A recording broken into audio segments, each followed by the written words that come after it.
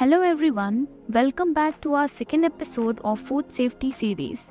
Today we are talking about how to cook and store food safely to avoid contamination and foodborne illnesses.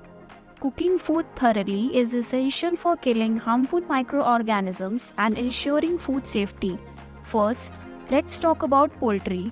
It is crucial to cook poultry to an ideal temperature of 75 degrees Celsius to ensure it is safe to eat.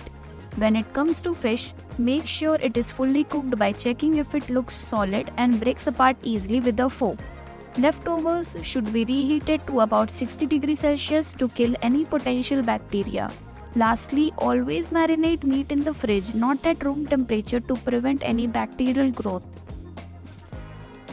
Now let's move on to safe storage practices. As soon as you bring perishable items at home, store them in the refrigerator or freezer.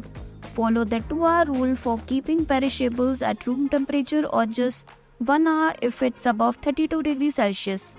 Avoid overcrowding your freeze or freezer to ensure proper air circulation. Discard any food that looks or smells suspicious. Mold can grow even in the refrigerator, indicating spoilage. Properly store perishable, semi-perishables and non-perishable foods. Perishable foods like eggs, milks and fresh meat should be used within a few days. Store them in a cool or in clean containers placed in cold water if you don't have refrigerator. Semi-perishable foods such as bread, cakes, fresh fruits and vegetables should be stored in a bread bin, tin or basket. Discard any spoiled items to prevent cross-contamination. Non-perishable foods like dry bottled and tin items can be stored in a cupboard or airtight containers. Next, let's discuss food packaging and labeling. Tin and plastic containers used once should not be reused for edible oils and fats.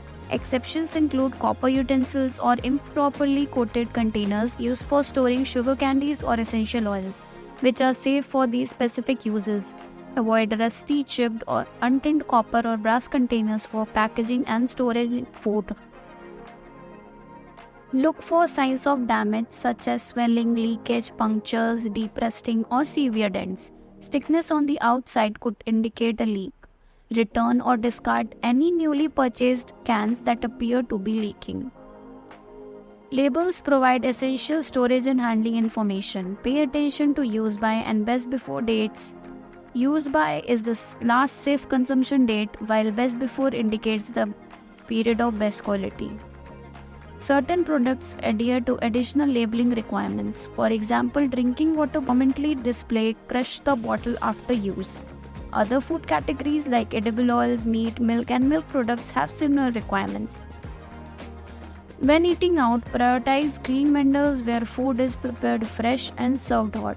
Avoid raw or undercooked foods, especially meats and eggs, to minimize the risk of foodborne illnesses. Finally, let's talk about your consumer rights and how to report food safety issues.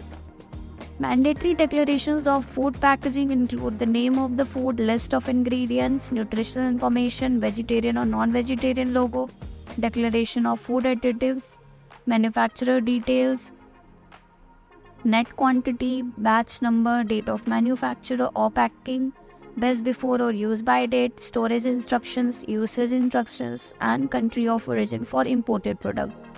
You can report food safety issues to the Food Safety and Standards Authority of India (FSSAI) by calling the toll-free number 1800112100.